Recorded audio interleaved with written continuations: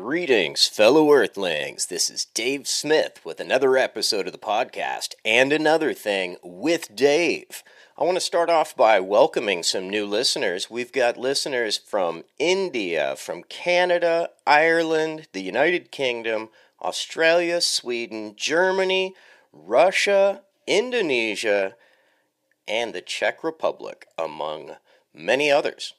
Super excited to have so many listeners from all over the globe. So in this episode, I want to break down kind of what's going on with the housing market in the United States right now, specifically in California, in terms of evictions, pending evictions, and foreclosures, and how stimulus money isn't necessarily making it to the people that need it the most.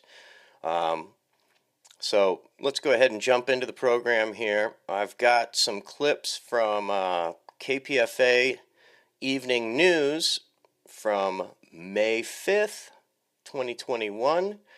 Mark Marigold, KPFA FM 94.1, and their evening news. So with no further ado, let's jump right into it. A federal judge ruled today that the Centers for Disease Control and Prevention exceeded its authority when it imposed a federal eviction moratorium. The Justice Department said it would appeal the ruling from the U.S. District Court in Washington, D.C. Opponents of the moratorium, including the National Association of Realtors, welcomed the decision and said the solution was rental assistance, not a ban on evictions. Yeah, it's no surprise that the California, or that the Department of Realtors would want a moratorium as opposed to forgiveness, right? Opponents of the ban argue it is necessary since the pandemic is still a threat, and so many people are at risk of eviction or foreclosure. Nearly 4 million people in the U.S. said they faced eviction or foreclosure in the next 2 months. The eviction ban, initially put in place last year, provides protection for renters out of concern that having families lose their homes and move into shelters or share crowded conditions with relatives or friends during the pandemic would further spread the highly contagious coronavirus. Meanwhile, wow. You think that might be a contributing factor? You think things would get worse if we had a bunch, 4 million people, I guess they're talking about, all of a sudden in shelters, homeless, living, in cramped close quarters with friends or relatives? Is that really what we want? I mean, this is crazy, and it brings up the point that even in the middle of a pandemic here, our government is not offering us universal health care, even though members of our Congress have universal health care for themselves and their families. Meanwhile, estimates place the amount of past due rent that has accumulated during the first year of the pandemic as high as $50 billion. Two federal relief bills have allocated almost that much for rent relief, but when it comes to getting the help to the people who need it, the devil is in the details. Reporter Ariel Boone filed this report. Regina. So, once again, we're going to hear that the people getting the relief the most and the easiest are not necessarily the people that need it the most. I know that's the case in the county I live in, Sonoma County, California. Hit very hard by fires, by the economy. We've got a horrible homeless population for the size of the community here. It's amazing. And we have an extreme shortage of affordable housing units. We have many market rate housing units going in, multifamily units going in, condo complexes and whatnot. But there's only one that I know of, one affordable housing unit under construction, and it's probably only going to be 20 units. So leaves a lot to be desired. Regina lives in a shared house in Oakland. Regina and the roommates stopped paying rent when the pandemic hit. One roommate moved out, and they couldn't get a replacement. At the same time, Regina's income basically disappeared. Regina is exactly the kind of person federal rent relief money is supposed to help. Someone who suffered a financial loss from the pandemic and couldn't make rent as a result. Someone who shouldn't be buried under debt or evicted because they followed public health orders. If Regina and their roommates want to tap into federal money in California, however, their landlord will have to agree to forgive 20% of their debt through March in exchange for getting the other 80% paid by the state.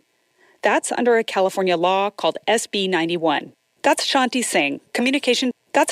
Now I gotta jump in right here because this is amazing, right? So the landlord has to agree. Like, how is that? Like, what? What? The landlord has to agree for the tenant to get rent forgiveness. And then the landlord is reimbursed 80%. So who comes up with this, right? Because no landlord's going to be stoked about losing 20% out the gates. And that's way more excessive than the amount they would have been profiting, I imagine. So who makes up these arbitrary numbers? Why 80%? So now you're not going to have every landlord fired up because they're instantly losing 20%. Yeah, it's a lot better than getting nothing. But why 80%? Why that arbitrary number? Who decided on that, I wonder, right? Where's that 20% going? I can't believe that 20% is just put on the landlord. That's crazy, And we're going to hear later in the report, New York is not doing it that way. New York is going to pay landlords 100%. Imagine that, so that there's no loss, right? That would encourage people to want to take part in the program. And that should be the goal, you would think. But anyway, let's get back to the program. That's Shanti Singh, Communications and Legislative Director for Tenants Together. If your landlord simply refuses to take this 80-20 deal, which we're seeing, which we think is a great deal for landlords, that, you're basically being penalized because if you apply yourself and you've done everything right, there's no debt forgiveness whatsoever. So what Regina did next was research on their landlord. So once again, we're bending over backwards to take care of the larger business entities, but not the small guy. And so do you see a theme here? Our government bends over backwards to take care of the banks, but not the homeowners in 2008. And as I've said many times, if we would have bailed out the homeowners, the banks would have been fine because they would have been paid, right? If you bailed out the homeowners, then their mortgages would have been covered, so the banks wouldn't have been shorted, so there would have been no issue, and it all would have been fine. Nobody would have lost their home. Oh, but guess what? By bailing out the banks, not the homeowners, now 5 million people lost their homes in 2008 or because of that crash. The banks were able to resell a bunch of those houses. So who made out like bandits? The banks got paid for creating this issue, the problem, by bundling these bad mortgages. And then they get bailed out, and then they're able to actually, repo these houses and sell them again. Wow. So that's the dark side of capitalism right there. I'm not anti-capitalism, but there have to be safeguards in place. And this is ultimately the work of lobbyists, right? There's 5 lobbyists for every congressperson in Washington, D.C. So that's the problem. The lobbyists have your congressperson's ear, not the public, right? When was the last time you went and spoke with a congressperson or hounded them on the phone or did a letter campaign? I'm not pointing fingers because I haven't either, but I'm just saying lobbyists are there every day in force. So let's get back to it. They owned a lot more properties than we expected. They looked up their landlord's property taxes and whether their unit had a mortgage. They sought help from local housing rights groups like the Tenant and Neighborhood Councils, or TANC. Then they organized. So this is fantastic. So they were thinking that their landlord, it might be a small landlord. And they look them up. Oh, it's a huge landlord. I had a similar issue.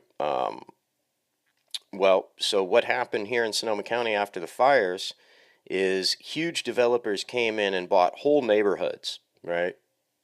So, oh, yay, it's being redeveloped. Oh, yeah, but some developer came in and bought it on the cheap, and now they're going to sell it at market rate. So, raping the community in a disaster. There were fly-by-night contractors that took people's whole insurance settlement and left them without a home. And oh man, it was just a wild, wild west nightmare. There was no legislation that things had to be built back fire resistant, even though they are built in a firestorm path. They didn't have to mandate stucco and tile roofs. No, there's a bunch of wood houses built right where whole neighborhoods were torched. Unbelievable. But that's the corporate influence, right? The building association didn't want contractors to have to incur extra costs, and hell, if the government's going to subsidize, some green building like hemp construction, which is actually fireproof and carbon negative, imagine that. Imagine if, the government did work for the people instead of the corporations, and imagine if they mandated and subsidized the rebuilding of a neighborhood in a firestorm path with fireproof hemp houses that are self-insulating. If you build the walls a foot thick, they're self-insulating to 65 degrees year-round. Imagine the cost and pollution savings on heating and cooling. And you have the added benefit of it being fireproof. You can check out videos on YouTube. People put a torch up against hempcrete, and it doesn't even after 10, 20 minutes, it just doesn't burn. It does not catch fire, period. Anyway, I digress. Let's get back to the program. Now they're getting ready to negotiate. Regina figures their landlord will want the 80% payoff they can get through SB 91, and that the landlord can afford to forgive the other 20%. But they still need the landlord to agree. And if the landlord doesn't, California will still pay, but only 25% of the back rent owed. It's better. So this is crazy, right? Who writes these laws? Clearly nobody who's going to have to utilize the program, right? Clearly, this is a case of our politicians, legislators being so out of touch with what the average American needs that they write this legislation that has 42 hoops to jump through. 80%, but the landlord has to sign off on it, and if the landlord doesn't sign off on it, then you only get 25%. Like, what? Who comes up with these plans? Who came up with these arbitrary numbers? There's no explanation. Unbelievable. It's better than nothing, but you're still on the hook for that 75%, and your landlord can begin to pursue you in small claims court for that debt. Regina's situation is largely a product of how California chose to use the federal money it received for rent relief. So wow. So you go on, you get reimbursement from the state for 25% of your rent, but then your landlord can sue you for the other 75%. So it's not a forgiveness program. Wow. See? So it's just the whole concept, the whole structure, and the way our Congress people work is bass-ackwards. This should be a debt forgiveness and debt relief program. The rent should just be wiped out, period. Then you worry about if you got to take care of the landlord or whatever, but you make the person just, make it uncollectible. You make it uncollectible. My God, this is crazy. Other states, like New York, are doing it differently. My name is Ed Josephson, and I'm Director of Litigation at Legal Services NYC. Under New York's rent relief program, landlords have an incentive to participate. The program will pay them 100% of the rent they're owed, not just 80%. And if landlords don't agree to accept the relief, their tenant's debt becomes uncollectible. That's Russ Heimerick, a spokesperson for the California Business Consumer Services. So that's how it should be, right? The state has the right to mandate that. Bam, you're going to take part in this program, and it's going to cover 100% of your rent. And if you don't take part in this program, Mr. Landlord, Mrs. Landlord, then you are forfeiting your right to that money. You don't sue the tenant. That's in the New York legislation. That's not even part of the equation. The tenant can't be sued for the money. They're protected right out the gates. So, you know why it's so different in California is because of lobbying. The California Real Estate Association, the California Apartment Managers Association, the California Apartment Owners Association, the California Property Managers Association, all of these, the California Builders Association, all of these for-profit agencies have their hands in the pie, in the real estate pie, and they want the prices to keep going up because the higher the prices go, the more those people make money. The more money those people make. I was in real estate for a few years. I still have my license, and I had to pay those agencies. It was a mandatory due. Always pissed me off every time I saw that debt. $500 a year I had to pay to those agencies, and I don't own a home. And I want rent control, but I had to pay those agencies, those associations, to lobby against my best interest. Oh, that pissed me off. So that's exactly what we've got here. Huge lobbying groups, lobbying, bending the ear of your congressperson way more than the average person is. Let's get back to it. A spokesperson for the California Business Consumer Services and Housing Agency, which oversees the State Department running the rent relief program. I asked him whether California's larger corporate landlords are applying for relief payments at higher rates than small landlords. At this point, yes. We are working hard to get the numbers of landlords up. Not surprising. There's a similar problem on the tenant side.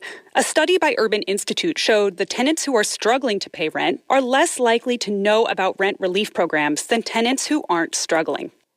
And isn't that typical, right? Like what that reminds me of is taxes, right? So the rich pay tax lawyers to find tax loopholes. So they pay less in taxes. The people that don't need a tax break pay less in taxes because of these loopholes, because they have the money to pay a specialist.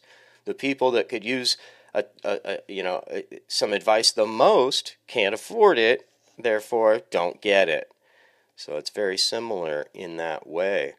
So just once again, another example of how our government bends over backwards for the big guy. How we are basically just owned by corporations, corporations and associations and NGOs. So thank you people for listening. This has been Dave Smith with And Another Thing with Dave. Thank you for tuning in. I appreciate the support. You can check me out on all the different podcast platforms, now on Amazon Music, I'm happy to say, and iTunes. I also do a live podcast on the Stereo app. My handle on Stereo is And Another Thing. And you can also check me out on YouTube, And Another Thing with Dave. Peace out, people.